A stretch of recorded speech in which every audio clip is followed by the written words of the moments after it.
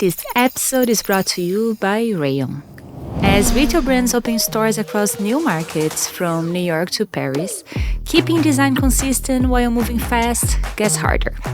Rayon is a collaborative, browser-based platform built for people who design spaces, helping retail teams create layouts, documentations, and standards in one place. So every new location stays on brand without slowing the rollout.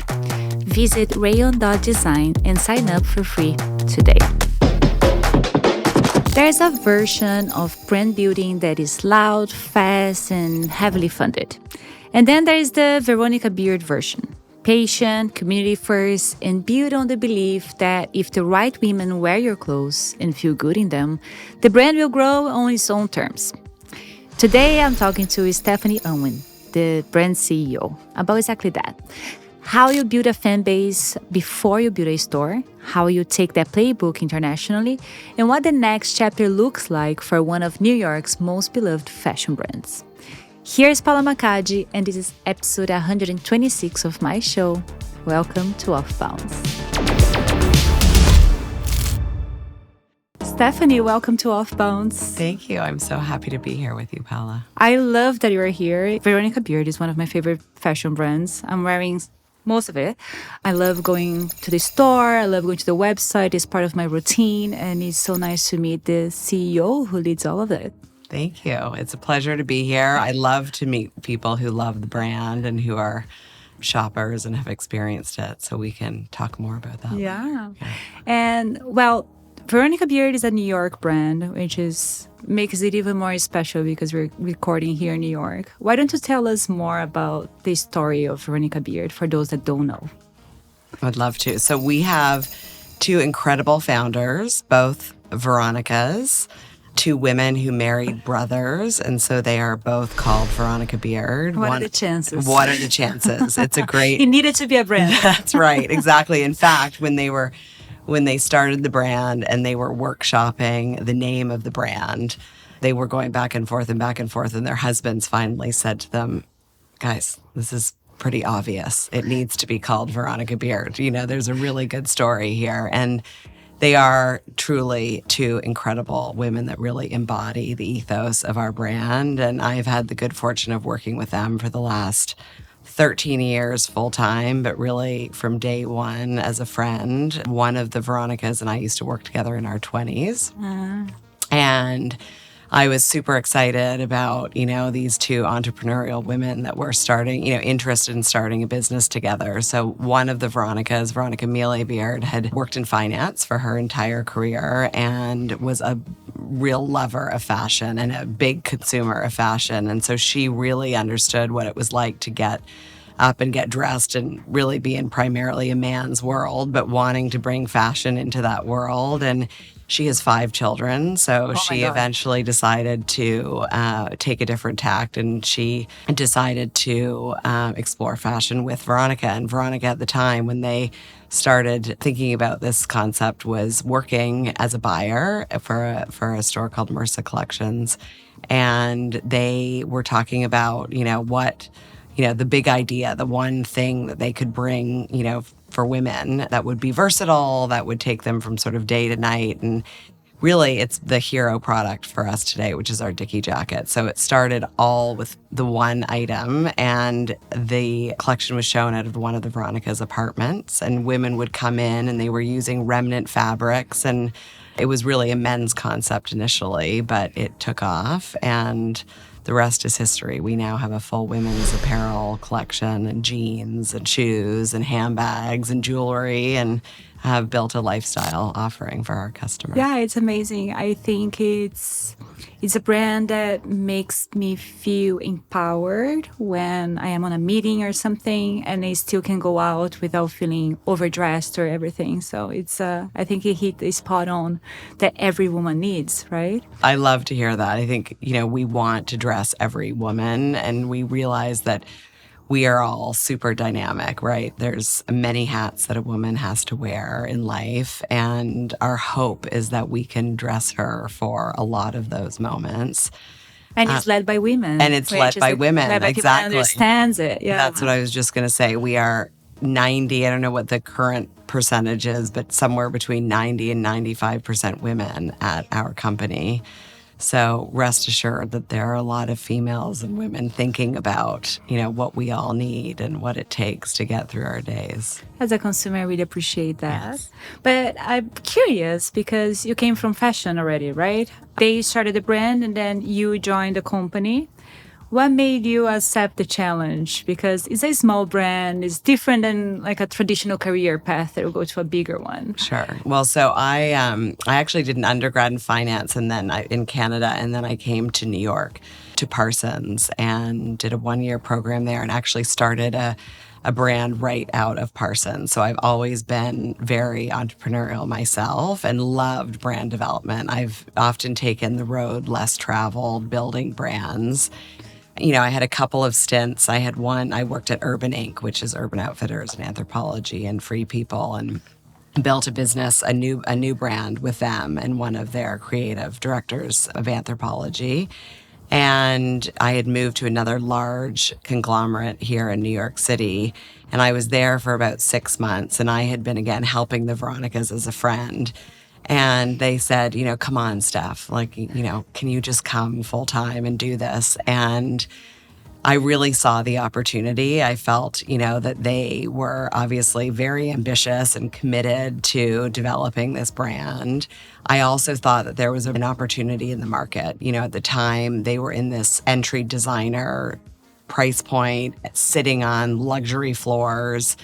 And there was the contemporary world, which is what it is today, but there wasn't much sort of bridging the gap between the two. And I was very excited by that possibility. And we were talking about it and workshopping it. And it just felt like the energy was right. I mean, it was we had, I think, 6 to 10 people working there at the time, but the energy felt right. And I certainly made the right decision. Yeah, I can tell. Yeah. And I got in contact with the brand when it was already quite developed. I went to the store in Soho. I went with a case, right? Like, I need to speak at a conference. What should I wear? And like, everybody helped me.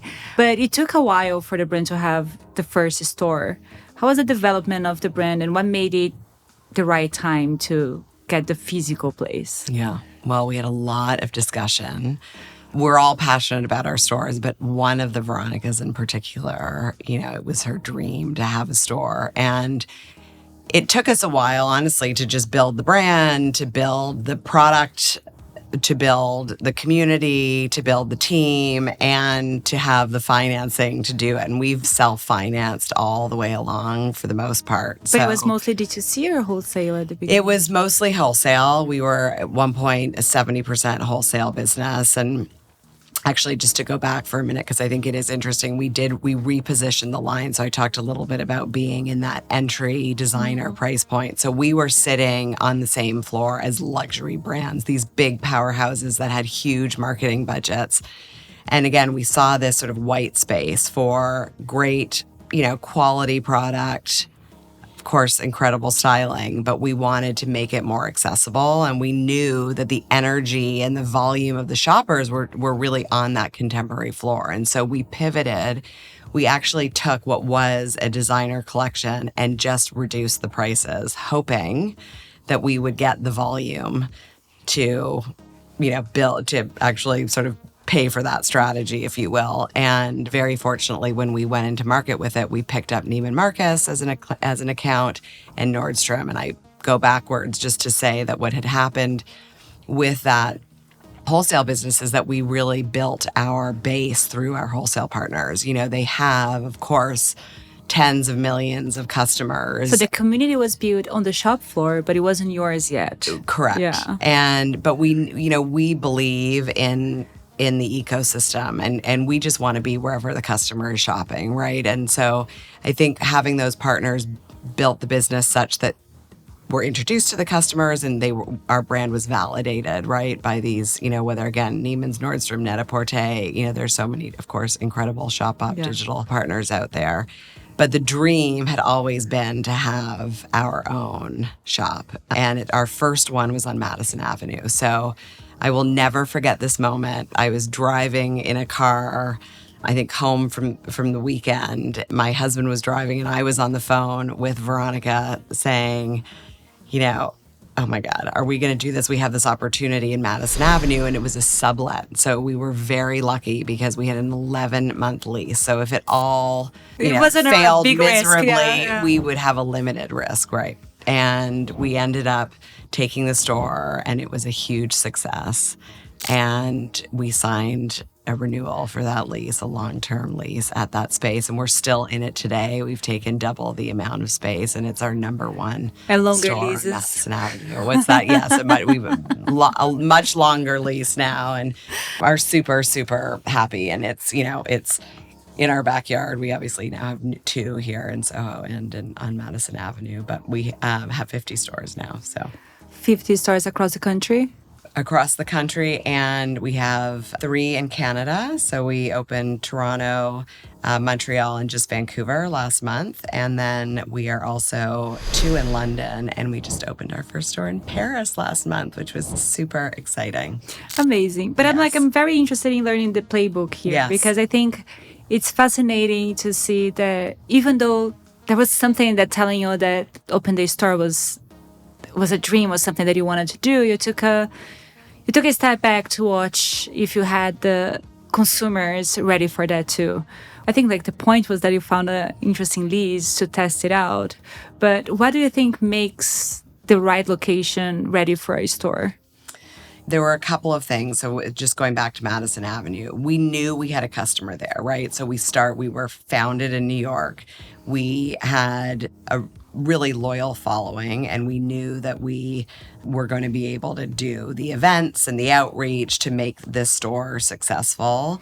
We also knew that we had the product assortment that was well suited for the market. So between the product and the people, we felt like we were well positioned. So I think that's the perfect combo. But the other thing, in picking the location, it's really important. It's not just New York City, but actually for us, and this has been a formula that we've used throughout all of our retail expansion, is where is our customer? Really knowing your customer, understanding where it is that she's going to drop off her child to school and then have a coffee and meet a friend, or, where are the other brands that she might be shopping? Where is she going to work out? We knew we had right around our store a great fitness facility and yoga studio, a great coffee shop, restaurants, and brands. And then in particular, we, on Madison, we have 3 hotels. So we not only had the local customer, but we had this tourist who is coming into the city and able to access us there. So that was the perfect, it wasn't really a storm, but the perfect moment for us. And then as we think about expansion across the country, we love to be on a main street. We love to be, as we say, in her path. We have tested malls, and some centers are better than others. And again, it depends on the frequency with which our customer is traveling there.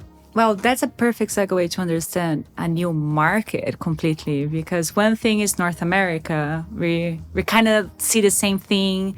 And then you go to London and Paris, where they're used to different brands. It's putting Veronica Beard there. It means that they have to be taught what Veronica Beard is. What was the playbook to see, even if there was a right strategy for you to have a brand there? Yeah, another great question. We're also learning. And it's a learning, right? I think that part of it is understanding that you can't just come in and put a stamp on every market, right? We know what we do best, and, there is a similarity to women getting up and doing all the things that they do, whether they're working or taking kids to school or at school themselves, whatever it might be, right? But we do a lot insofar as community building. I think that's one of the things that, people are talking a lot about community, which is amazing, and we all should. But not everybody knows what community is. So if you can clarify it for us, what it means to build a community. Yeah. And I think that's something that's been foundational for us since day one, right? So again, when you think of the Veronicas,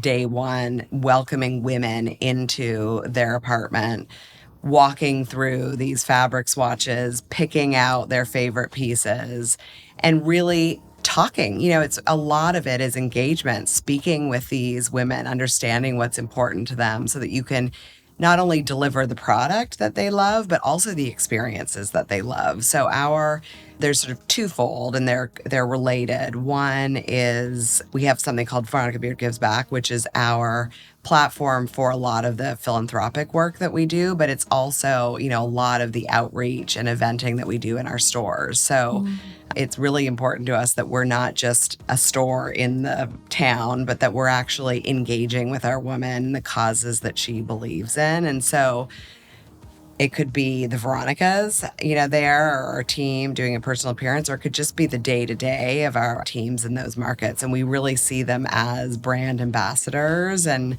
that looks a little different in every city, right? So it's not just globally, but it's quite different whether you're in Toronto or New York compared to Miami or Seattle. And so we think about that in every market. And I think that has set us up, in fact, for success with these international markets, because we go in thinking about, okay, who is this woman? Where does she spend her time? What are the local nuances that are important? Who are the people that we want to connect with that really embody the values that are important to us as a brand? So I know it's an overused word, but we come at it, I think, from a very authentic place, trying to find those women. And of course, London and now Paris, we have very limited brand awareness. So we don't have the benefit of come to our event, or just see us in these wholesale, points of distribution, whether they're department stores or small specialty boutiques. So again, it is an ecosystem we're building. We believe you have to build all of that at the same time. So for instance, Paris would be a good recent example.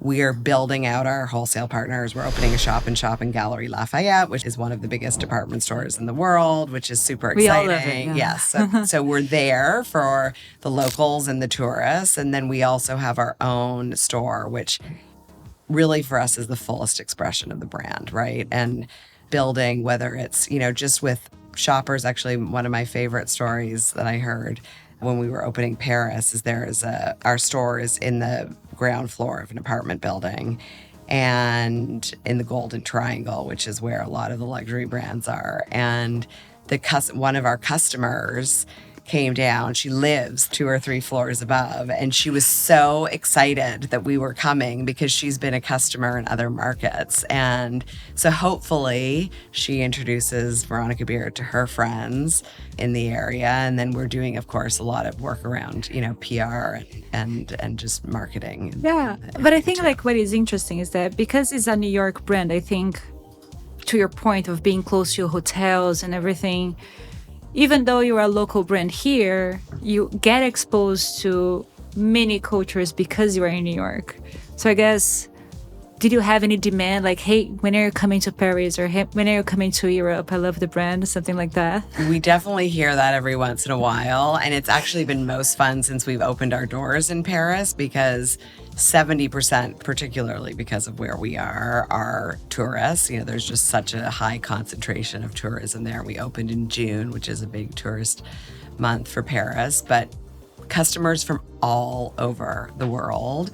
We had a big South American customer contingency coming into the store, which I was excited and surprised by how well they knew the brand. A lot of people from Brazil who really, It's my fault. I'm sorry. Yeah. No, but it's great. Keep up the good work. So we had Asia and you name it, every corner, Middle East, all over the place. So we're engaging with different customers on a more frequent basis, I think, in those stores, both London and Paris. And how is this decision making of, hey guys, I think we're ready to go to another continent? What was the moment they were like, let's try? Yeah, I think that we have been thinking about it for a while. It's like opening the first store too. Yes, it's like you have to mull it over. Then COVID happened. Then, it was, and we're far away. So we really, I think it doesn't sound so sexy, but we had to set up the infrastructure too, right? When we do something, we want to do it well. We do, give it a lot of thought, and we want to deliver a great experience for that woman. And we've established an office in Paris. We have a showroom. We did a lot of events with women in the community in our showroom before we even opened the store, so that we could introduce the brand to her there. and continuing to build out those partnerships around France too. So it's been so far a great success. And, we also have a lot of learnings along the way too. So, you try something, it may or may not work as well as it did somewhere else. And you just have to tweak. And what is next? New markets? Spain is next. So we have 2 leases signed in Spain, actually.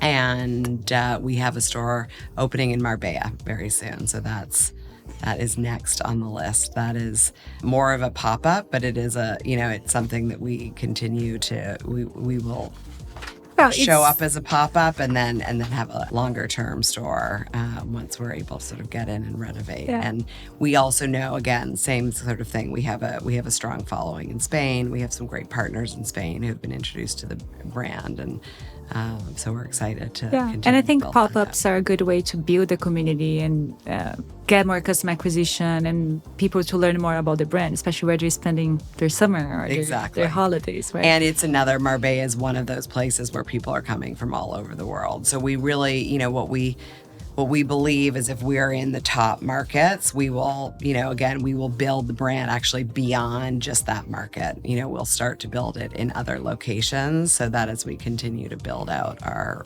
global strategy, we can. Amazing. We can go further. We don't need to put that in the show, but do you intend to always be the owner or to franchise it to other markets? We are building it out ourselves and excited about that. I mean, we'd be open to other ideas. If it worked for us, we would certainly contemplate it. But we're very proud that we've been able to do this ourselves. And I think as a result, we've really been able to keep the essence of the brand. And you joined the brand at such a younger stage, right? And you must be so proud of everything that you accomplished as a leader. Is there anything that you would like to tell yourself back then when you joined? Hey, this is something that you should know that usually is not in a business book. I always say trust your compass, which, I say to myself and also with the Veronicas. I really believe that we're all extremely ambitious and work really hard, but some things take a longer time to unfold, actually. And, the impatience of youth and even today, I still love to do a lot of things quickly, but we want to build a legacy brand. We want, we're excited about building the brand globally, building out our accessories business, because we want this to be a lasting brand built by women, led by women, and that takes time. So I would probably just say to myself, the long game is important. And to be mindful of that and to be present, trust your compass and see how it unfolds. That's such a great advice, I think, especially now that we just came from a big VC decade where just grow when you think about the profit and you think about building a sustainable business later. Growing market share is more important than anything else. And you're saying actually the opposite, right? Let's see how the market goes and you grow with your customers. We've done the opposite. So I believe that we're incredibly fortunate because we've been able to fund our own growth and we have a profitable business such that we can do that. And we aren't chasing a time horizon. When you look at the big, huge brands around the world, it has not been built in a day. It has not been built in 3 to 7 years, which is, the typical cycle of a PE or VC firm, right? And that's great for some brands, but in our case, that's not the road that we took. And I think we've benefited a great deal because of it. And what would be your advice to someone that is starting retail now? Everybody that is envisioning having a brand, those that are in the fashion school, thinking about what is possible. What would be the first advice you give them? I've met so many incredible, and again, I get very inspired by young, founders or old founders, just founders and entrepreneurs of any stage, I guess. And, they're now with AI, you can pop up so quickly. I was at something a month ago and we were talking about, the speed with which, and truly 5 people, you can launch a brand and be at, 5 to 20 million in, 1 to 2 years. But what struck me, and this is to getting back to your question, is that you can't, while technology can facilitate and help with speed, you cannot forget the customer. You do have to have a unique proposition, and there is a human element to building a brand and a business that just can't be overlooked. So, there's the creative and the... Yes. Yeah. People can feel it. I really believe, and maybe I'm wrong, but I do believe that there's a soulfulness to this product, and I think that the customers connect with it. They may not know what it is, but there's just something that resonates with them more than others. And of course, marketing and all the rest of it, helps a lot. But I think the humanity of it is incredibly important. Just even internally building your teams, right? There's the, internal team, the external, who are your partners? What does your supply chain look like? And then the customers. And I think all of that, is important, combined with the performance to have the abundant future that everyone is hoping for. Yeah, I think brands, especially fashion brands, it must be the combination of the science, but much more of art than science, without forgetting, there's a right balance there. But if you miss this part and just do what AI told you to do, you're just not building anything authentic. Yeah. And that is, our industry is challenging. It's fickle. The customer is fickle. We change our minds. We move on to new trends. We have everything is sped up with social media, but there's something really beautiful about the timelessness of it all. And, we talk about that, these things that can be passed down, what does heritage mean? And I have a daughter, I have a 17-year-old daughter, and, there is, the secondhand, vintage, all of those things, it's still alive and well. And so the beauty of a well-crafted product that lasts the test of time, I think, is really as important today as it ever was. And, we're talking a lot about that, modern luxury. What does that mean? To really be felt and seen by a brand rather than just a transaction, to really feel as though a brand understands your lifestyle and to have the quality and craftsmanship in those pieces that you want to pass down to a different generation. Yeah, and at the right price point, you see a lot of luxury brands, people are just not interested in paying those high amounts as they used to be. And you are in the right price point where it's luxury, but it's entry point, where everybody can aspire and have it if they want to. That's what we try to achieve. When we reposition the brand, and still today, we think a lot about, are we offering her, of course, number one, great style, but two, is the quality there, is the fit there, and will she pay for it, right? We want it to be accessible. We know that our price points are not necessarily accessible for all, but, we're on rental platforms because we want that younger customer to have access to our product, right? We want, if it's her first, if it's for a friend's wedding or a first job or whatever it might be, we want to be part of her life moments. And we do have a mother, daughter, and grandmother buying our product, which is really fun to see. In fact, I can't wait to be walking around the road and going to a Veronica Beard anywhere. And I'll continue to shop there and watching your success. Thank you so much for sharing everything with us. Thank you so much. It's been a pleasure to be with you here today.